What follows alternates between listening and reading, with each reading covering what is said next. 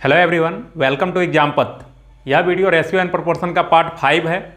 इससे पहले हम लोग 4 पार्ट ऑलरेडी पूरा कर चुके हैं।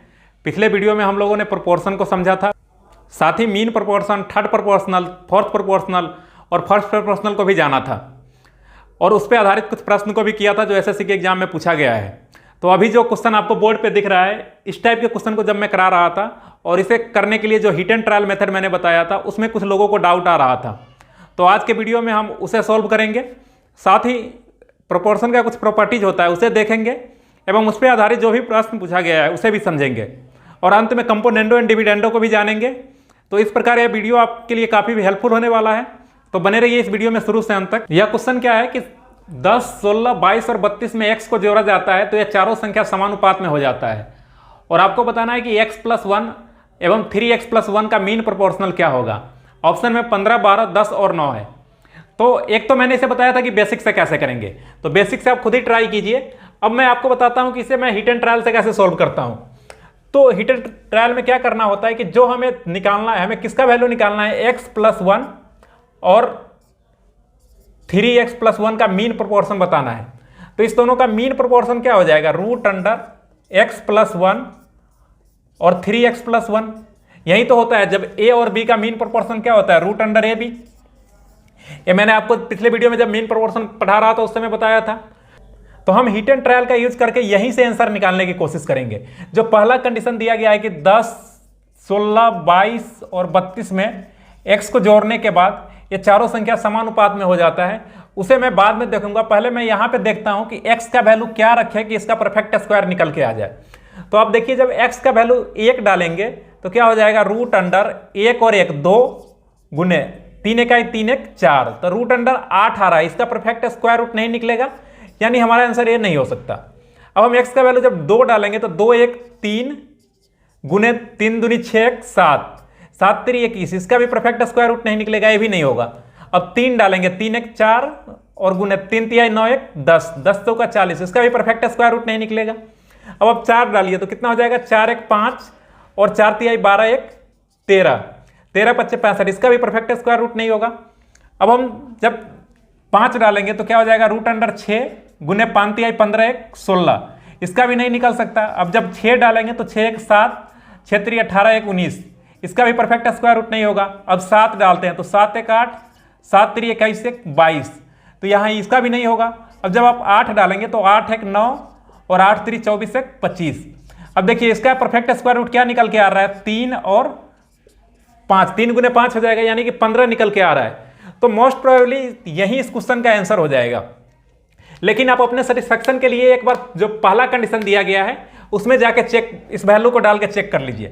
तो ये जो 15 वैल्यू निकल के आया है हमारा मीन प्रोपोर्शन, वो x के किस मान पे निकल के आया है। तो यहाँ पे मैंने x को क्या पुट किया था, 8 डाला था। अब x बराबर 8 को यहाँ भी पुट करके चेक कर लेंगे। तो जब इस सब में 8 को ऐड करेंगे तो ये कितना हो जाएगा, 18 बन जाएगा, ये 24 हो जाएगा, ये 22 8 30 हो जाएगा और 32 8 40 हो जाएगा, यानी 6 3 18 6 चौका 24 और ये 10 3 30 10 चौका 40। तो देखिए पहले और दूसरे में 3 और 4 का अनुपात है, तीसरे और चौथे में भी 3 और 4 का अनुपात है। और मैंने पहले वीडियो में आपको बताया था कि कोई भी संख्या प्रोपोर्शन में कब होता है, जब पहले दूसरे का अनुपात तीसरे और चौथे के अनुपात के बराबर होता है। तो ये चारों संख्या कब क्या बोला जाता है कि प्रोपोर्शन में है। तो यहाँ पे देखिए पहले और दूसरे का अनुपात तीसरे और चौथे के अनुपात के बराबर है, यानी x बराबर 8 जो मैंने माना था और जिसपे हमारा मीन प्रोपोर्शन 15 निकल के आया था, वो इस क्वेश्चन का सही आंसर है। तो यानी इस क्वेश्चन का आंसर कौन सा हो जाएगा, ये हो जाएगा जिसमें कि 15 दिया गया है, क्योंकि हमें मीन प्रोपोर्शन फाइंड करना था। वो वैल्यू कितना निकल के आया, 15। आपको इस 8 से कंफ्यूज नहीं होना है, क्योंकि x का वैल्यू जब 8 डाल रहे हैं तो जो हमें वैल्यू निकालना है उसका मीन प्रोपोर्शन कितना निकल के आ रहा है, 15 निकल के आ रहा है। अब आइए प्रोपोर्शन के कुछ प्रॉपर्टीज को जानते हैं और उस पर आधारित प्रश्न को करते हैं। प्रोपोर्शन का जो पहला प्रॉपर्टीज होता है वो क्या होता है कि यदि a/b = c/d = e/f, यानी यदि 3 अनुपात एक दूसरे के बराबर हो, 3 या इससे अधिक भी हो सकता है इसके आगे भी 2-4 अनुपात हो, यानी यह अनुपात अगर एक दूसरे के बराबर है तो ये ही अनुपात किसके बराबर होता है, इस तीनों का एंटीसीडेंट यानी कि पूर्ववर्ती, जो मैंने पहले वीडियो में बताया था। एंटीसीडेंट यहाँ पे क्या हो जाएगा, a + c + e upon consequent क्या है, b d और f, तो b + d + f, यानी इस जो भी जितना भी रेशियो दिया गया होगा उस सब के एंटीसीडेंट का सम और इसके कंसिक्वेंट का जो सम होगा उसका जो अनुपात होगा वो अनुपात इस तीनों अनुपात के बराबर ही होगा। इसे एग्जाम्पल से यदि समझे तो यदि 1/3 और यह अनुपात बराबर है 2/6 के और यही बराबर है 3/9 के, या हो सकता है आगे ये बराबर हो 4/12 के, और यदि हम इस चारों के एंटीसीडेंट को सम कर दे तो कितना हो जाएगा 1 + 2 + 3 + 4 एंटीसीडेंट, यानी 1 + 2 + 3 + 4 इस सब का सम अपॉन इसका कंसिक्वेंट क्या है 3, 6, 9 और 12, तो 3 + 6 + 9 + 12। अब जब हम इसे सिंप्लीफाई करेंगे यानी ऊपर हो जाएगा 4, 3, 7, 2, 9, 1, 10 और नीचे कितना आ जाएगा 12, 9, 21, 6, 27, 3, 30। 0 से 0 कैंसिल, यानी ये कितना हो जाएगा 1/3, जो कि हमारा ये रेशियो था। इसे भी सिंप्लीफाई करते तो 1/3 ही था, ये भी सिंप्लीफाई करते तो 1/3 था, ये भी 1/3 ही था। यानी कि यदि हम एंटीसीडेंट को सम कर देते हैं और इसके कंसिक्वेंट को सम कर देते हैं तो वो अनुपात भी इस अनुपात के बराबर ही होता है। ये था इसका पहला प्रॉपर्टी। ये वैसे देखने में लग रहा है कि ये काफ़ी इजी है, बट इस पर जब क्वेश्चन पूछा जाता है तो वहाँ पे यदि आपको ये प्रॉपर्टीज पता ना हो तो आप नहीं कर पाएंगे क्वेश्चन। मैं इस पर कुछ क्वेश्चन भी दिखाऊंगा जो एसएससी में पूछा गया है। अब आइए दूसरा प्रॉपर्टीज को जानते हैं। यदि A/B ये C/D के बराबर हो तो इस दोनों का जो डिफरेंस होता है यानी C - A/D - B ये भी इसी दोनों के बराबर हो जाता है। यानी इसके एंटीसीडेंट का जो डिफरेंस होता है और कंसिक्वेंट का जो डिफरेंस होता है वो भी इस रेशियो के बराबर ही होता है। यानी अगर 1/2 और 2/4 ये दोनों रेशियो एक दूसरे के बराबर है तो इस दोनों का जो डिफरेंस होगा तो डिफरेंस कितना हो जाएगा 2 में से 1 गया 1, 4 में से 2 गया 2, तो ये भी इसी के बराबर हो गया। तो दो प्रॉपर्टी जब ये हमने सीखा कि यदि सबके एंटीसीडेंट को सम कर दिया जाए और कंसिक्वेंट को सम कर दिया जाए तो जो अनुपात आता है वो इस सब अनुपात के बराबर ही होता है। दूसरा, यदि एंटीसीडेंट का डिफरेंस और कंसिक्वेंट का डिफरेंस लिया जाए तो जो अनुपात आता है वो भी इस रेशियो के बराबर ही होता है। अब आइए इस पे आधारित कुछ प्रश्न को करते हैं जो प्रीवियस ईयर में पूछा जा चुका है।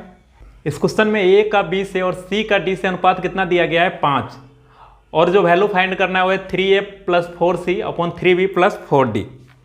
यानी जो वैल्यू गिवन है वो क्या है A/B = C/D = 5 ये दिया गया है, और हमें जब फाइंड करना है वो है 3A + 4C / 3B + 4D। देखिए इसमें कैसे हम पिछले वाले कॉन्सेप्ट को यूज कर सकते हैं। यहाँ पे आपको दिख रहा होगा A/B और यहाँ पे दिख रहा है C/D। इसमें किससे मल्टीप्लाई किया गया, ऊपर भी 3 से नीचे भी 3 से, और C/D में किससे मल्टीप्लाई किया गया है, ऊपर भी 4 से नीचे भी 4 से। तो मैंने आपको क्या बताया था, यदि हम किसी अनुपात में किसी संख्या से जो संख्या नॉन जीरो हो उससे मल्टीप्लाई कर दे तो कोई फर्क नहीं पड़ता है। यानी इस A/B को ऊपर भी 3 से और नीचे भी 3 से मल्टीप्लाई कर दे तो कोई फर्क नहीं पड़ेगा। यदि A/B का मान 5 है तो 3A/3B का भी मान 5 ही होगा। वैसे इस C/D का मान कितना है 5 है। इसमें यदि मैं ऊपर भी 4 से और नीचे भी 4 से मल्टीप्लाई कर दूं तो कोई फर्क नहीं होगा। अब क्या करना है, जो पिछला प्रॉपर्टी सीखा है आपने उसका यूज यहाँ पे कर लेना है। यानी इसके एंटीसीडेंट को सम कर देना है और कंसिक्वेंट को सम करना है। जब एंटीसीडेंट का सम करेंगे तो ये हो जाएगा 3A + 4C, और जब कंसिक्वेंट का सम करेंगे तो ये हो जाएगा 3B + 4D। यानी इसका भी वैल्यू कितना रह जाएगा, जो ये वैल्यू 5 आपका था, इस दोनों अनुपात का मान जो था वही इसके सम का भी मान हो जाएगा। यानी इसके एंटीसीडेंट और इसके कंसिक्वेंट के सम का जो अनुपात होगा वो अनुपात इसी अनुपात के बराबर हो जाएगा। यही तो अभी पिछला कॉन्सेप्ट हमने पढ़ा था। तो आइए नेक्स्ट क्वेश्चन को देखते हैं जो इसी कॉन्सेप्ट पे आधारित है। इस क्वेश्चन में जो गिवन है वो क्या है कि A/B = C/D = E/F, और इस सब का मान किसके बराबर है 1/2 के बराबर है। उसके बाद जो हमें फाइंड करना है वो है PA + QC + RE, और इसका अनुपात बताना है PB + QD + RF के साथ। अभी आपने क्या देखा था कि इस क्वेश्चन को हम कैसे टैकल करते हैं कि A/B हमें यहां भी दिख रहा है, C/D यहां भी दिख रहा है, E/F यहां दिख रहा है, और A/B में किस चीज से मल्टीप्लाई किया गया है P से, C/D में किस चीज से मल्टीप्लाई किया गया है Q से, ऊपर भी Q से नीचे भी Q से, और E/F में किस चीज से मल्टीप्लाई है, ऊपर भी R से नीचे भी R से। तो यानी कि जो पहला अनुपात है उसमें P से मल्टीप्लाई कर दिया गया, जो दूसरा अनुपात है उसमें Q से मल्टीप्लाई कर दिया गया, तीसरा में R से मल्टीप्लाई कर दिया गया है। यानी हमें क्या करना है कि पहले अनुपात में P से मल्टीप्लाई करना है। तो जब P से मल्टीप्लाई करेंगे तो ये हो जाएगा PA अनुपात PB, और जब दूसरे वाले में Q से करेंगे तो ये हो जाएगा QC अनुपात QD, और तीसरे वाले में जब R से करेंगे तो RE अनुपात RF। और इस सब का मान भी 1/2 के बराबर ही होगा, क्योंकि किसी भी अनुपात में नॉन जीरो नंबर से मल्टीप्लाई करने से कोई फर्क नहीं आता। अब क्या करना है, इस तीनों के एंटीसीडेंट को और तीनों के कंसिक्वेंट को सम कर देना है। तो यहां से क्या हो जाएगा, PA plus QC plus RE upon PB plus QD plus RF। तो इसका वैल्यू कितना हो जाएगा, 1/2 ही रहेगा। यानी इस क्वेश्चन का जो सही आंसर है वो क्या हो जाएगा, D हो जाएगा 1/2। अब इस क्वेश्चन में क्या गिवन है कि A/B equal to C/D equal to E/F, then each of them is equal to, यानी कि जो दिया गया है वो क्या है, A/B equal to C/D equal to E/F, ये हमें गिवन है। और हमें बताना है कि इस चारों में से कौन सा ऑप्शन इसका हो सकता है। अब आइए एक एक करके ऑप्शन को चेक करते हैं। पहला ऑप्शन में क्या दिख रहा है कि A/B है, A का कोफिशिएंट क्या है, 1 है, B में क्या है, 1 है, तो यहां तक तो सही है। दूसरा क्या दिख रहा है, C और D है, तो C का कोफिशिएंट क्या है, यहाँ पे दिख रहा है 3, D का कोफिशिएंट कुछ नहीं तो क्या 1 है, तो यहाँ पे 3 है, यहाँ पे 1 है। तो ऐसा तो नहीं हो सकता कि ऊपर 3 से मल्टीप्लाई करे, नीचे 1 से मल्टीप्लाई करे और अनुपात ना बदले, यानी कि ये ऑप्शन हमारा गलत है। अब दूसरे ऑप्शन का चेक करते हैं। तो A का कोफिशिएंट क्या है, 3, B का कोफिशिएंट क्या है, 1, तो 3 और 1, यानी ऊपर 3 से मल्टीप्लाई है, नीचे 1 से मल्टीप्लाई है, तो ये भी ऑप्शन नहीं हो सकता। तीसरे को चेक कीजिए, यहाँ पे है 1, यहाँ पे भी 1 है, तो यहाँ तक तो ठीक है। C और D में देखें तो यहाँ इसका कोफिशिएंट 1 है, D का भी कोफिशिएंट 1 है, तो ये भी सही है। लेकिन जब यहाँ पे देखेंगे E और F का कोफिशिएंट, तो E का कोफिशिएंट 1 है और F का कोफिशिएंट 5 है, यानी कि ये ऑप्शन भी नहीं हो सकता, क्योंकि ऊपर 1 से मल्टीप्लाई है, नीचे 5 से मल्टीप्लाई है। अब जब आप चौथे ऑप्शन को चेक करेंगे तो A और B का कोफिशिएंट क्या है, यहाँ पे 1 है, यहाँ पे 1 है, तो ये ठीक है। C और D का कोफिशिएंट क्या है, 3 है, ये भी सही है। E और F का कोफिशिएंट क्या है, 5 और 5 है, यानी यहां तक तो सही दिख रहा है कि पहले वाले अनुपात को 1 से गुना किया गया है, दूसरे वाले को 3 से और तीसरे वाले को 5 से गुना किया गया है।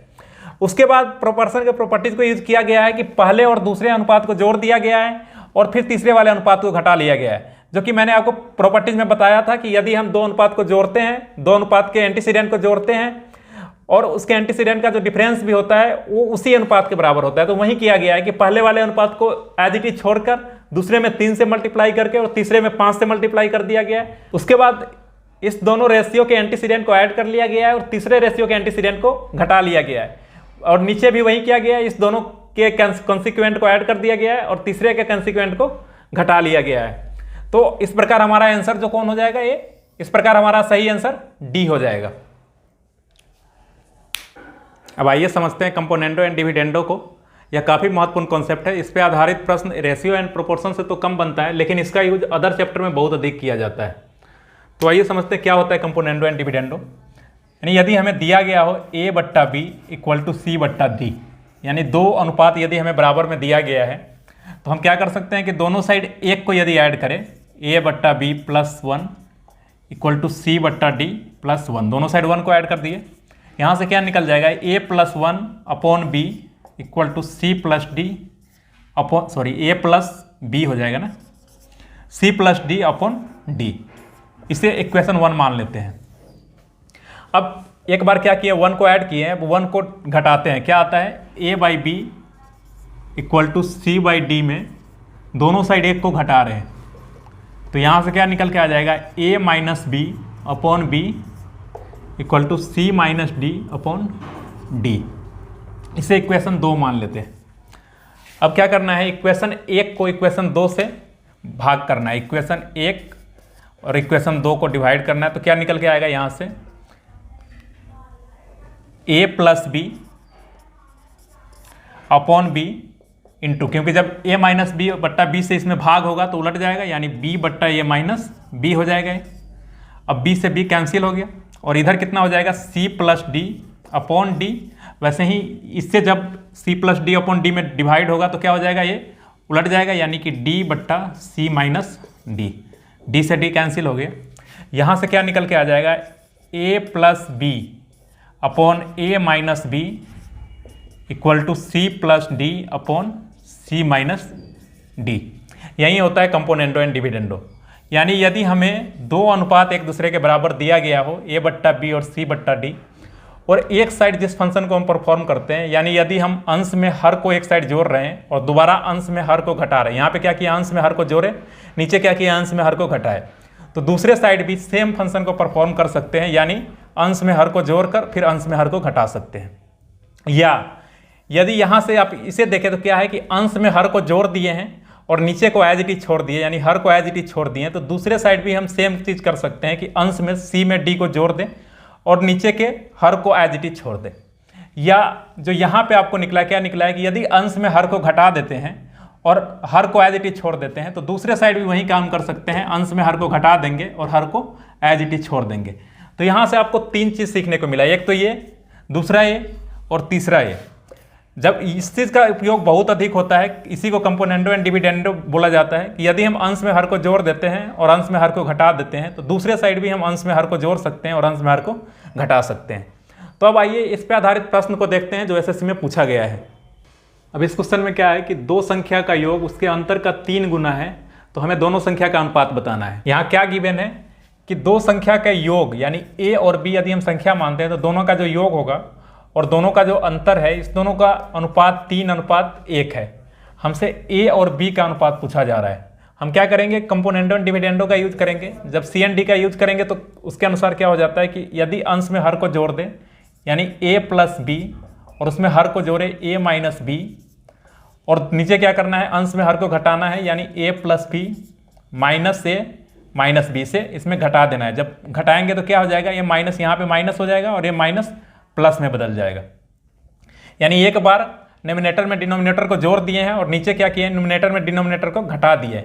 तो इधर भी सेम चीज़ करेंगे, 3 में 1 को जोड़ेंगे और 3 में 1 को घटाएंगे। यहाँ से क्या निकल के आ जाएगा, b से b कैंसिल हो जाएगा, a से a कैंसिल हो गया, यानी 2a और नीचे 2b = 4/3 में से 1 गया 2, 2 से 2 भी कैंसिल हो गया, यानी a और b का वैल्यू कितना निकल के आ गया, 2 और 1 का अनुपात निकल के आ गया। तो इस क्वेश्चन का सही आंसर है।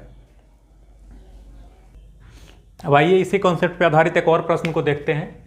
यदि आपको दिया गया हो x = 2√35 / √7 + √5 और हमें वैल्यू फाइंड करना है x + √7 / x - √7 plus x + √5 / x - √5। तो हम कैसे निकालेंगे, जैसे आपको यहाँ पे दिख रहा है कि दो संख्या को ऊपर ऐड किया गया, उसी दोनों को नीचे घटाया गया है। यहाँ भी दो संख्या को ऐड किया गया, उसी दोनों को नीचे घटाया गया है। तो हम यहाँ से सोच सकते हैं कि यहाँ पे कहीं ना कहीं कंपोनेंडो एंड डिविडेंडो का यूज किया जा रहा है। तो हम कैसे इस क्वेश्चन को करेंगे, यहाँ से हमें क्या लाना है, x + √7 लाना है, यानी एक बार √7 को इस साइड लाना पड़ेगा। तो x = √35 को यदि आप लिखना चाहे तो ये क्या होगा, √7 गुने √5, यही तो है, √35 क्या है, √7 गुने √5 है। तो हम एक बार √7 को इस नीचे के साइड लाते हैं, तो इधर ले आएंगे तो x/रूट साइड, तो इधर कितना बच गया, 2√5 / √7 + √5। अब जो हमें यहाँ पे निकालना है वो निकालने की कोशिश करें तो क्या हो जाएगा, x + √7, यानी कंपोनेंडो एंड डिविडेंडो का यूज कर रहे हैं, अपॉन यानी अंश में हर को जोड़ दिए, नीचे x - √7, अंश में हर को घटा दिए, तो इस साइड क्या हो जाएगा, 2√5 + √7 + √5, यानी इधर भी अंश में हर जुट जाएगा, अपॉन 2√5 - √7 - √5। अब यहाँ से क्या आ गया, x + √7 / x - √7 = ये जब ऐड हो जाएगा तो 3√5 + √7 अपॉन नीचे कितना हो जाएगा, 2√5 में से √5 गया, √5 - √7, ये निकल के आ गया। जो आपको यहाँ पे दिख रहा है इसका वैल्यू हमने निकाल लिया। अब वैसे ही इसका वैल्यू हमें फाइंड करना है, तो इसका वैल्यू हम कैसे निकालेंगे, यहाँ पे मैंने √7 को नीचे लाया था, अब √5 को नीचे लाएंगे, तो यहाँ से कितना हो जाएगा, x / √5 = यहाँ से √5 को नीचे ले आए तो इधर बच गया 2√7 / √7 + √5। अब आप देखिए हमें निकालना क्या है, इस दोनों को जोड़ना है ऊपर, यानी x + √5, और नीचे क्या करना है, दोनों को घटाना है, यानी x - √5। तो ये यहाँ भी जुड़ जाएगा दोनों ऊपर, यानी कितना हो जाएगा, 2√7 और + √7 3√7 और प्लस का √5। अब ऊपर वाले में से नीचे वाला घटेगा तो कितना हो जाएगा, √7, 2√7 में से √7 गया, √7 और माइनस का √5। अब हमें जो वैल्यू फाइंड करना है वो इस दोनों को जोड़ के निकालना पड़ेगा, यानी इस इक्वेशन को और इस इक्वेशन को यदि ऐड कर दे तो हमें क्या निकल के आ जाएगा, x + √7 upon x - √7 plus x + √5 upon x - √5। यानी इस दोनों इक्वेशन के LHS को जोड़ दिए हैं, अब इस दोनों इक्वेशन के RHS को जोड़ देंगे एक साइड, तो क्या हो जाएगा, 3√5 प्लस √7 अपॉन √5 माइनस √7, और ये ऐड हो जाएगा 3√7 प्लस √5 अपॉन √7 माइनस √5। यदि हम यहाँ पे √7 माइनस √5 एलसीएम ले लेते हैं तो यहाँ पे क्या हो जाएगा, यहाँ पे यदि माइनस को कॉमन कर दे तो ये भी √7 माइनस √5 बन जाएगा, यानी माइनस ऊपर आ जाएगा, तो -3√5 माइनस का √7 और प्लस 3√7 प्लस √5, इतना बन गया। अब यदि हम सिंप्लीफाई करें तो क्या आ गया, 3√7 माइनस का √7 यानी कि 2√7 और माइनस का 3√5 प्लस का √5 यानी माइनस का 2√5 और नीचे √7 माइनस √5। अब यहाँ से क्या हो जाएगा, यदि हम 2 को बाहर कर दें तो ऊपर कितना हो जाएगा, √7 माइनस का √5 और नीचे भी हो जाएगा √7 माइनस का √5 है, तो √7 माइनस का √5 एक कैंसिल हो गया, यानी बच कितना गया, 2। यानी इस क्वेश्चन का आंसर क्या हो गया, 2। वैसे जब मैं आपको अलजेब्रा बताऊंगा उस समय यह चीज़ बता दूंगा कि इस टाइप के जितने भी क्वेश्चन होते हैं उस सब का आंसर 2 ही आता है, उसमें और कौन कौन सा टाइप होता है वो सब वहाँ पे एक साथ ही डिस्कस कर लेंगे। आशा करता हूँ यह वीडियो आपको पसंद आया होगा। इस वीडियो को यहीं समाप्त करते हैं, मिलते हैं अगले दिन फिर से एक नए वीडियो के साथ। यदि वीडियो के रिगार्डिंग कोई सुझाव हो तो आप हमें कमेंट बॉक्स में दे सकते हैं। धन्यवाद।